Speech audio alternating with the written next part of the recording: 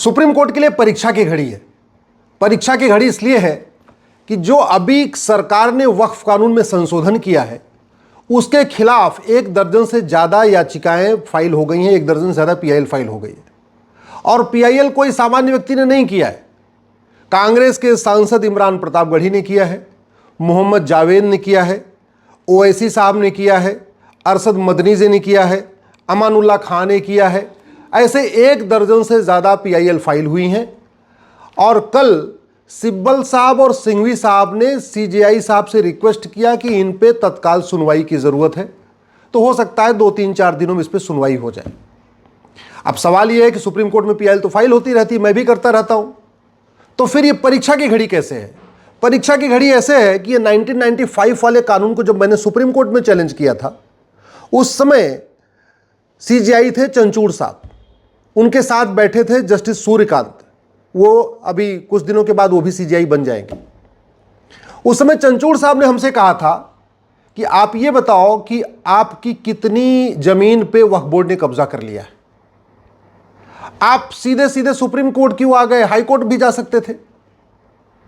उन्होंने कहा कि पहले ये एस्टेब्लिश करिए कि इस कानून के कारण आपको क्या नुकसान हो रहा है, आपका कौन सा फंडामेंटल राइट वायलेट कर रहा है। तो मैंने कहा साहब, जब अगर पर्सनल नुकसान हो तो फिर पीआईएल किस बात की? पीआईएल का तो मतलब ही होता है पब्लिक इंटरेस्ट लिटिगेशन। हमारा कोई पर्सनल इंटरेस्ट लिटिगेशन थोड़ी है, कोई हमारी खुद की जमीन थोड़ी गई। हमारी जमीन अगर कब्जा होती तो मैं हाई कोर्ट जाता, कहीं और जाता। चूंकि ये कानून पूरे देश का है, संसद का बनाया हुआ है और पूरे देश में जमीनों पे कब्जा हो रहा है, इसलिए मैं सुप्रीम कोर्ट आया हूं। मैंने एक लिस्ट बनाई थी कि देश भर में वक्फ बोर्ड ने कितनी जमीनें कब्जा किया है। हालांकि उस समय मेरे पास जो लिस्ट थी वो 10 लाख एकड़ की थी। हमें यही पता था कि भारत में 10 लाख एकड़ जमीन पे वक्फ बोर्ड ने कब्जा किया हुआ है। और अभी जब ये कानून बदल रहा था तब पता चला कि नहीं, ये तो 40 लाख एकड़ हो चुका है। तो हमारे पास जितनी जानकारी थी उस समय, वो जानकारी मैंने एक नोट्स बना के कोर्ट के सामने रखना चाहा। तो चंचूड़ साहब ने मुझे वो नोट्स भी नहीं पढ़ने दिया। उन्होंने कहा, not a single word mister Upadhyay, एक शब्द आप नहीं बोल सकते, हम नहीं सुनेंगे आपको। अंत में मैंने मजबूर होकर अपनी पीआईएल वापस लिया और मैं फिर दिल्ली हाई कोर्ट गया। अगले ही सप्ताह दिल्ली हाई कोर्ट ने नोटिस जारी किया, सरकार को नोटिस जारी हुआ। उसके बाद देश के अलग अलग हाई कोर्ट में पीआईएल फाइल होना शुरू हुई। कुल मिला के 120 पीआईएल इस समय पूरे देश में अलग अलग हाई कोर्ट में चल रही है। और उसके बाद फिर सरकार संशोधन लाई, जेपीसी बना, आगे क्या क्या हुआ आपको पता है, उसको बताने की जरूरत नहीं है। अब सवाल यह है कि मैंने भी वक्फ एक्ट को चैलेंज किया था और इस समय ओवैसी साहब, इमरान प्रतापगढ़ी, मोहम्मद जावेद साहब ने भी वक्फ एक्ट को चैलेंज किया। मैंने 1995 वाले को चैलेंज किया था। इस समय इन लोगों ने जो 1995 वाले में संशोधन हुआ है उसको चैलेंज किया है। लेकिन बात वही है।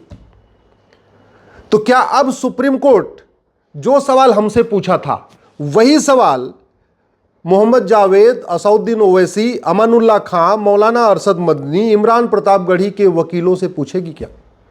क्योंकि सवाल हमसे पूछा था कि आपकी कितनी जमीन पे वक्फ बोर्ड ने कब्जा किया, तो ये सवाल तो पूछना चाहिए जावेद साहब से, ओवैसी साहब से, अमानुल्लाह खान, अरशद मदनी से कि आप ये बताओ कि आपकी कितनी जमीन को सरकार ने अब तक ले लिया।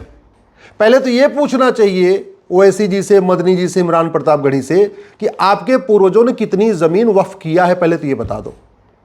और जो आपके पूर्वजों ने जमीन वक्फ किया है उसमें से कितनी जमीन नए कानून के बाद सरकार ने कब्जा कर लिया। सवाल यह भी होना चाहिए कि क्या सांसद संसद के द्वारा बनाए गए कानून को सुप्रीम कोर्ट में चैलेंज कर सकता है क्या? क्योंकि सांसद संविधान की शपथ लेता है और वो कहता है मैं संविधान के अनुसार कार्य करूंगा, और संविधान के अनुसार पार्लियामेंट में कानून बना। तो क्या सांसद को पीआईएल फाइल करने का अधिकार है क्या सुप्रीम कोर्ट में? और दूसरा, क्या सांसद को वकालत करने का अधिकार है क्या? क्योंकि सिब्बल साहब भी वकील हैं और सिंघवी साहब भी वकील हैं। मैं इसलिए पूछ रहा हूं कि एक कांस्टेबल भी अपनी नौकरी के दौरान दूसरा काम नहीं कर सकता, चाहे वो थानेदार हो, चाहे हवलदार हो, चाहे वो पेशकार हो, चाहे तहसीलदार हो, चाहे कलेक्टर हो या कप्तान हो। अरे बाकी तो छोड़ो, लॉ कॉलेज का प्रोफेसर भी जब तक नौकरी में है दूसरा काम नहीं कर सकता। जब तक उसको वेतन सरकार से मिल रहा है दूसरा काम नहीं कर सकता। इवन टीचर को भी प्राइवेट कोचिंग खोलने का अधिकार नहीं, जबकि जो स्कूल है वो तो 5-6 घंटे ही चलता है।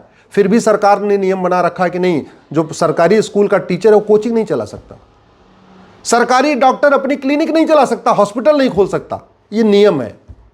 तो फिर सांसद और विधायक जिनको वेतन भत्ता गाड़ी बंगला सब कुछ मिलता है अच्छा कानून बनाने के लिए, जब तक वो सांसद हैं, जब तक वो विधायक हैं, जब तक वो वेतन ले रहे हैं, जब तक वो भत्ता ले रहे हैं, जब तक सरकारी गाड़ी का यूज कर रहे हैं, क्या उनको कोई भी दूसरा काम करने की छूट मिलनी चाहिए?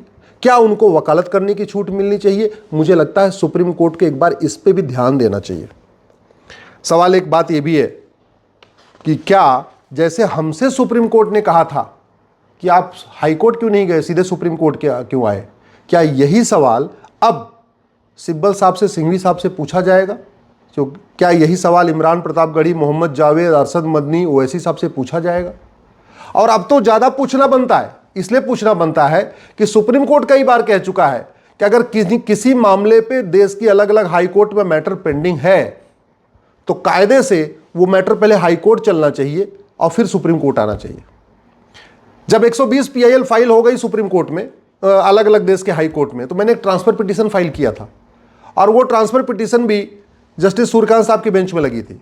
तब उस समय जस्टिस सूर्यकांत साहब ने कहा था कि काम करिए, पहले किसी एक हाई कोर्ट का फैसला आने दीजिए, फिर देखेंगे क्या करना है। अभी ट्रांसफर पिटीशन भी एक्सेप्ट नहीं किए। तो अब तो देश भर में 120 PIL फाइल पेंडिंग पड़ी हुई है, हैदराबाद में भी पेंडिंग है, मुंबई में भी पेंडिंग है। सारी ऐसी देश की कोई हाई कोर्ट नहीं है जहां 1-2 PIL पेंडिंग नहीं है वक्फ एक्ट के खिलाफ। और नए वाले जो आ रहे हैं ये भी वक्फ एक्ट के खिलाफ आ रहे हैं। बस हम पुराने वाले कांग्रेस वाले जो कानून था 1995 का, हमने उसको चैलेंज किया, ये लोग जो अभी नया वाला संशोधन है उसको चैलेंज किया। तो अब ये देखना है कि क्या सुप्रीम कोर्ट इन लोगों को, ओवैसी साहब को, इमरान प्रतापगढ़ी को, मोहम्मद जावेद को, मदनी साहब को ये कहती है कि काम करो, अपने हाई कोर्ट जाओ, वहां पहले से ही मामला पेंडिंग है, वहीं जाके पहले अपनी बहस करो, और जब किसी हाई कोर्ट का फैसला आ जाएगा तब सुप्रीम कोर्ट हम देखेंगे। सुप्रीम कोर्ट क्या करता है बहुत जल्दी क्लियर हो जाएगा। क्या सुप्रीम कोर्ट का जो स्टैंड मेरे लिए था वही स्टैंड ओवैसी, मदनी, इमरान प्रतापगढ़ी के लिए रहेगा? क्या जब मेरे जैसा एक छोटा सा वकील बहस कर रहा था, सुप्रीम कोर्ट का वही स्टैंड जब सिब्बल साहब बहस करेंगे, सिंघवी साहब बहस करेंगे, तब भी वही रहेगा? देखना है, 2-3 दिन में क्लियर हो जाएगा। अब बात आती है कि ये वक्फ जो है प्रॉपर्टी, ये हो क्या रहा है? लॉजिक क्या दी जा रही है कि जो मुगलों की प्रॉपर्टी थी वक्फ प्रॉपर्टी हो गई। तो मैं ये पूछना चाहता हूं, क्या जहां तक भगवान श्री राम ने राज किया था वो सारी प्रॉपर्टी हिंदुओं की है क्या? क्योंकि जहां तक भगवान श्री राम ने राज किया था उसमें अब तक 25 देश बन चुके हैं, तो उन फिर 25 देशों की पूरी प्रॉपर्टी हिंदुओं की होनी चाहिए। क्या जहां तक भगवान भरत ने राज किया था वो सारी प्रॉपर्टी हिंदुओं की है क्या? क्या जहां तक राजा युधिष्ठिर ने राज किया वो सारी प्रॉपर्टी हिंदुओं की है क्या? क्या जहां तक चंद्रगुप्त ने राज किया वो सारी प्रॉपर्टी हिंदुओं की है क्या? क्या जहां तक सम्राट अशोक ने राज्य किया क्या वो सारी प्रॉपर्टी सनातनियों की है क्या? मैं इसलिए पूछ रहा हूं कि अगर राजा के हिसाब से फॉर्मूला चलेगा फिर तो मुगलों से शुरू क्यों करना चाहिए, थोड़ा मुगलों के पीछे शुरू करना चाहिए। और जहां पे युधिष्ठिर ने राज किया, भरत जी ने राज किया, भगवान श्री राम ने राज किया, चंद्रगुप्त ने राज किया, अशोक ने राज किया, वहां तो 25 देश बन चुके हैं, फिर तो 25 के 25 देश पूरा हिंदुओं के ही होने चाहिए, वो सारी प्रॉपर्टी हिंदुओं की होनी चाहिए। भाई पिछले 2500 साल में भारत के 25 टुकड़े हुए और 7 टुकड़े तो 1857 के बाद हुआ है, यानी पिछले 200 साल में 7 टुकड़े हुए। तो कायदे से चाहे ये म्यांमार हो, चाहे तिब्बत हो, चाहे अफगानिस्तान हो, चाहे पाकिस्तान हो, चाहे बांग्लादेश हो, ये सारी प्रॉपर्टी फिर तो हिंदुओं की होनी चाहिए अगर राजा के हिसाब से चल रहा है। और अगर नहीं, फार्मूला एक है, तो फिर मुगलों की जमीन वक्फ कैसे हो सकती है? और जब मुगलों की जमीन वक्फ नहीं हो सकती तो मुगलों के नवाबों, मुगलों के निज़ामों, मुगलों के जागीरदारों, मुगलों के जमींदारों, मुगलों के तीमारदारों, मुगलों के रजाकारों की जमीन वक्फ कैसे हो सकती है? भाई बड़ी सीधी सी बात है, शासन बदलता है तो जमीन ट्रांसफर हो जाती है। यानी जब तक मुगल थे, मुगल राज कर रहे थे, उसके बाद अंग्रेज आए, सारी जमीन का मालिकाना हक अंग्रेजों को ट्रांसफर हो गया।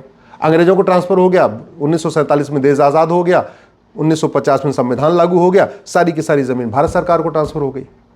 कल को फिर तो अंग्रेज बोलेंगे कि अंग्रेजों का जहां जहां राज था कॉमनवेल्थ में, पाकिस्तान, अफगानिस्तान, बांग्लादेश, यहां वहां जहां जहां था, फिर तो अंग्रेज बोलेंगे सारी जमीन चर्च की है भैया, क्योंकि राज हमारा था, सारी जमीन क्रिश्चियंस की हो गई। ऐसे नहीं चलता। एक बात और, जो हिंदू पाकिस्तान बांग्लादेश से छोड़ के भारत आए, उनकी जमीन तो वहां की सरकार की हो गई, वहां के बासिंदों की हो गई, वहां के लोगों ने ले लिया। तो फिर जो जमीन भारत के मुस्लिम छोड़ के गए, भाई जब बंटवारा हुआ 47 में, तो पाकिस्तान से हिंदू भारत आए और भारत से बहुत सारे मुस्लिम पाकिस्तान गए, बांग्लादेश गए। तो जब वहां से जो लोग छोड़ के आए, सिंध से, लाहौर से, ननकाना साहब से, बाकी जगहों से, वो जमीन हिंदुओं की नहीं है, वो जमीन मंदिरों की नहीं है, तो यहां जो लोग छोड़ के गए थे, चाहे परवेज मुशर्रफ गए या जो भी गए, उनकी जमीन वक्फ की कैसे हो सकती है? फिर तो वो जमीन या तो मंदिरों की होनी चाहिए, या तो उनके पड़ोसियों की होनी चाहिए, या तो सरकार की होनी चाहिए। एक बात और, 1950 में टोटल वक्फ बोर्ड के पास प्रॉपर्टी थी मात्र 50,000 एकड़, यानी 500 साल के मुगलों के शासन और 200 साल के अंग्रेजों के शासन, कुल 700 साल के शासन में वक्फ प्रॉपर्टी थी मात्र 50,000 एकड़। अब आज के समय में वक्फ प्रॉपर्टी है लगभग 40 लाख एकड़। इसके पहले की वीडियोस मैंने 10 लाख एकड़ बोला है, लेकिन वो मेरी भूल थी, क्योंकि हमें 10 लाख एकड़ की ही जानकारी थी। ये 40 लाख एकड़ की जानकारी अभी मुझे हुई है, जब ये वक्फ कानून बदला जा रहा था, तब गृह मंत्री जी ने बताया कि 39 लाख एकड़, और जो उन्होंने 39 लाख एकड़ बताया है, उसमें केरल और बंगाल का डाटा नहीं है। तो अगर केरल और बंगाल का डाटा आ जाएगा तो मैं मान के चल रहा हूँ 1 लाख एकड़ और बढ़ जाएगा, यानी 40 लाख एकड़। और वैसे भी जब 1950 के पहले तक की ज़मीन थी, उसके पहले भी कानून चल रहे थे। ये सिविल प्रोसीजर कोड तो 1858 में बन गया था, तो अगर जिन लोगों को वक्फ करना था, जमीन दान करना था, वो सिविल प्रोसीजर कोड का पालन करते। ये सोसाइटी रजिस्ट्रेशन एक्ट 1860 में बन गया था, तो जिन लोगों को अगर वास्तव में दान करना था, हिंदू दान करते थे, तो अपनी ज़मीन 1860 वाले सोसाइटी रजिस्ट्रेशन एक्ट में रजिस्टर कराते थे। उसके बाद चैरिटेबल ट्रस्ट एक्ट 1920 में बन गया, तो जिन हिंदू, जैन, बौद्ध, सिख ने कुछ दान करना था, तो उन्होंने यहाँ रजिस्टर कराया। मुझे समझ में नहीं आ रहा है, हिंदू, जैन, बौद्ध, सिख सब लोगों ने अपनी ज़मीन को ट्रस्ट एक्ट में रजिस्ट्रेशन कराया, ये 1920 वाले में, सोसाइटी रजिस्ट्रेशन एक्ट में 1860 वाले में रजिस्ट्रेशन कराया, सिविल प्रोसीजर कोड 1858 का था, इसको फॉलो किया।